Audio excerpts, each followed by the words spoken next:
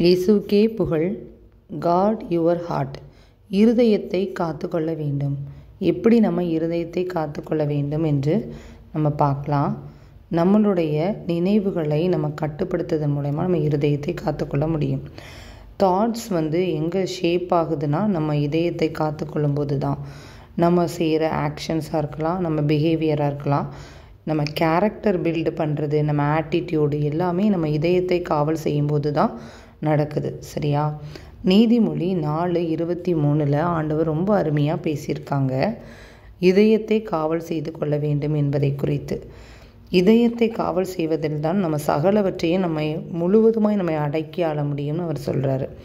அப்புறம் பாருங்கள், சங்கீதம் 45:1 சொல்கிறாரு, இதயத்திலேருந்து புறப்படுறது தான் நம்ம என்டையராக நம்ம உடம்புலேருந்து உருவெடுத்து நம்ம நாவில் அது எழுத்து வடிவம் பெறுது.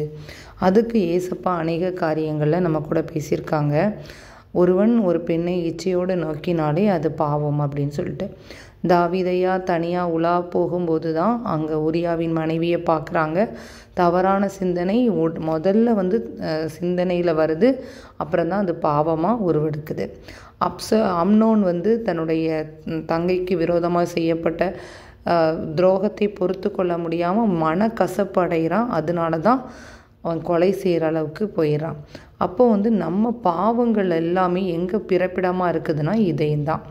அந்த இதயத்தை நம்ம காவல் செய்கிறதுல மிகவும் ஜாக்கிரதை உள்ளவர்களாக இருக்கணும். காவல் செய்கிறது எப்படியெல்லாம் நம்ம காவல் செய்யலான்னா, நம்ம ரொம்ப மனதை தேவையில்லாத வீண் காரியங்களில் செலவிடக்கூடாது. நம்ம ஃபர்ஸ்ட் ஆஃப் ஆல் நம்ம என்ன பண்ணுவோம்னா, ரொம்ப கவலைப்படுவோம். நிறைய காரியங்களை குறித்து கவலைப்படுவோம், எதிர்காலத்தை குறித்து கவலைப்படுவோம். இதில் நம்ம ஜெயிச்சிட்டோன்னு வைங்களேன், யாராவது நம்மளை கஷ்டப்படுத்தியிருப்பாங்க, காயப்படுத்தியிருப்பாங்க, அதெல்லாம் நம்ம மனசுக்குள்ளே அதன் மூலியமாகவும் நம்ம இதயத்தை பாழ்படுத்திக்கிட்டே இருப்போம். 3வது காரியம் தீய சிந்தனை. இது என்ன பண்ண போகுது, நான் தீயனை சிந்திக்கிறது யாருக்கு தெரியும் அப்படின்னு நினைக்கலாம். இந்த தீய சிந்தனையில் 2 வகை இருக்குது. ஒன்று நம்ம ஒரு கேரக்டர் ரோல் பண்ணுவோம். எப்படின்னா, ஒரு பர்டிகுலர் பர்சன்ட்டை நம்மளால் நீதி கேட்கவோ இல்லை அவங்களுக்கு நம்ம என்ன சொல்லணும்னு நினைக்கிறோமோ அதை டைரெக்டாக செய்ய முடியாது. ஒருவேளை அவங்க ரொம்ப பெரியவங்களாக இருக்கலாம், இல்லை உயர்வான ஒரு இடத்துல இருக்கலாம். அப்போ நம்ம என்ன பண்ணுவோன்னா, நம்ம கேரக்டரை ஒரு அசம்ஷன் பண்ணுவோம். மனதுக்குள்ளே அவங்கள திட்டுற மாதிரி, அவங்கள அட்டிக்கிற மாதிரி, நொறுக்கிற மாதிரி, இந்த மாதிரிலாம் ஒரு அசம்ஷன் பண்ணிப்போம். இது ஒரு கைண்ட் ஆஃப் பாவம் தான். இது போலவே நம்ம சிந்தனையால் தவறு செய்வோம். சிந்தனையால் செய்கிறது இச்சைங்கிற பாவத்தை குறித்ததான இது எல்லாமே பிறப்பிடம் இந்த இதயமாக தான் இருக்குது. அதனால் இதயத்தை காவல் செய்கிறதுல ரொம்ப ஜாக்கிரதை உள்ளவர்களாய் இருக்க வேண்டும் அப்படின்னு சொல்கிறாரு பாருங்க. அப்போது இதெல்லாம் நம்ம செய்யும்போது நம்ம எவ்வளோ ஒரு உறுதி உள்ள ரொம்ப க்ரியேட்டிவான பர்சனாக மாறுவோன்னா, 2 நாளாகமும் 2:14 ஆண்டவர் ஒருத்தரை குறித்து பேசுகிறார் பாருங்க. அவர் தான் ஈராம். அந்த ஈராம்ங்கிற அந்த மனுஷன் எவ்வளோ ஒரு புத்திமானாக இருந்திருக்கிறாரு. அவர்கிட்ட கிட்டத்தட்ட அநேக வேலை, அதாவது ரத்தனம் செய்ய தெரியும், கொத்தனார் வேலை தெரியும், அதாவது ஆலினால் அழகுராஜான்னு சொல்லுறாங்களா, அந்த மாதிரி ஒரு பர்சன் வச்சுக்கோங்க.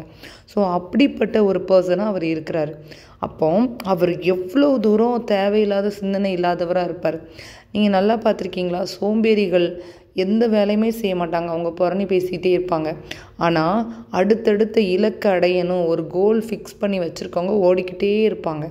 அப்போ நம்மளும் வீணானவைகளை சிந்திக்காதபடி, வீணான கதை பேசாதபடி, வீணான எண்ணங்களை கொண்டு இல்லாதபடி இருந்தோம்னா நம்ம கோலை நிச்சயமாக நம்மளால் வின் பண்ண முடியும் அப்படின்னு நமக்கு ஏசப்பா சொல்கிறாங்க.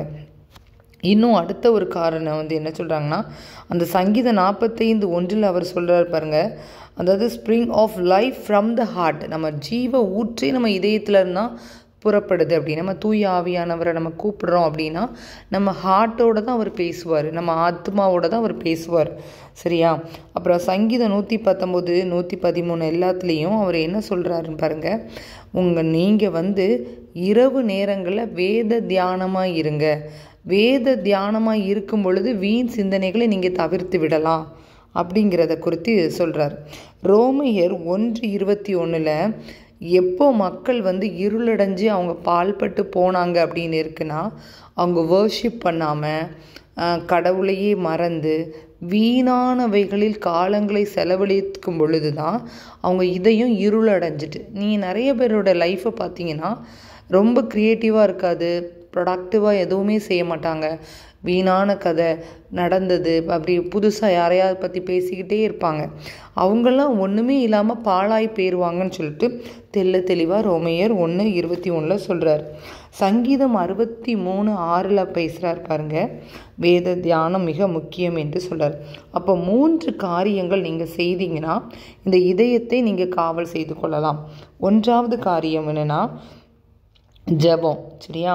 ஆண்டவர் சொல்கிறாரு, கேளுங்கள் உங்களுக்கு கொடுக்கப்படும். நீங்கள் ஞானத்தை கேளுங்க. ஒரு வீட்டை கெட்டுறது ஒரு பெண் தான். அதுக்காக வீடுனா கொத்தனார் மாதிரி செங்கல் சிமெண்ட் வச்சு கெட்டுறது கிடையாது. நம்ம ஞானத்தால் கொண்டு வர்றது. சில கணவன் கம்மியாக சம்பளம் வாங்குவாங்க, அந்த மனைவி அதை மிச்சம் எடுத்து அதை சீரியஸாக அதை ஒர்க் அவுட் பண்ணுவாங்க. சிலவங்க லட்சக்கணக்கில் வாங்குவாங்க, அதை ஒன்றுமே இல்லாமல் வச்சுருப்பாங்க. அப்போ புத்தி உள்ள ஸ்திரீ தான் அதை கேட்டுவான். அப்போ அதுக்கு நம்ம என்ன செய்யணும்னா தேவனிடத்தில் ஞானம் கேட்கணும். அதான் ஆஸ்க் ஃப்ரம் த லார்ட்.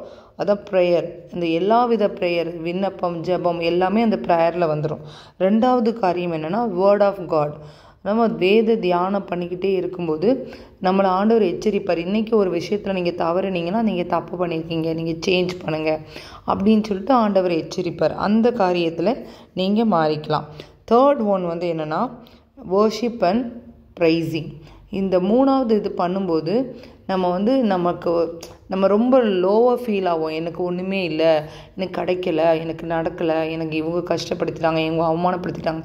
இதை சொல்கிறதுக்கு பதிலாக பாஸ்ட்டில், அதாவது டே பிஃபோர் எஸ்டர்டே வரைக்கும் ஆண்டவர் செய்த நன்மைகளை சொல்லி நம்ம ப்ரைஸ் பண்ண ஆரம்பித்தோன்னா, இவ்வளோ பண்ணியிருக்காரா, ஐயோ நான் மறந்துட்டேனே அப்படின்னு சொல்லிட்டு நம்ம திரும்பியும் ஒரு ஃபார்முக்கு வந்துடுவோம். நம்ம திரும்பியும் ஆண்டவரை துதிக்க ஆரம்பிச்சிருவோம்.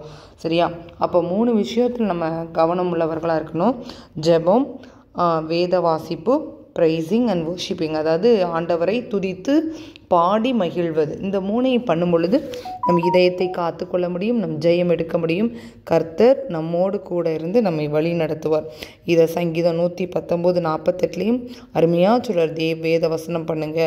அதுக்கப்புறம் பாருங்கள், ரோமையர் 1:21 அவங்க துதிக்கலை, ஜெபம் பண்ணல, அவங்க இதயம் இருளடைந்துட்டு.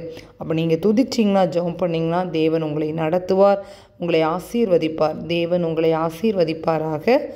ஆமேன், ஆமேன்.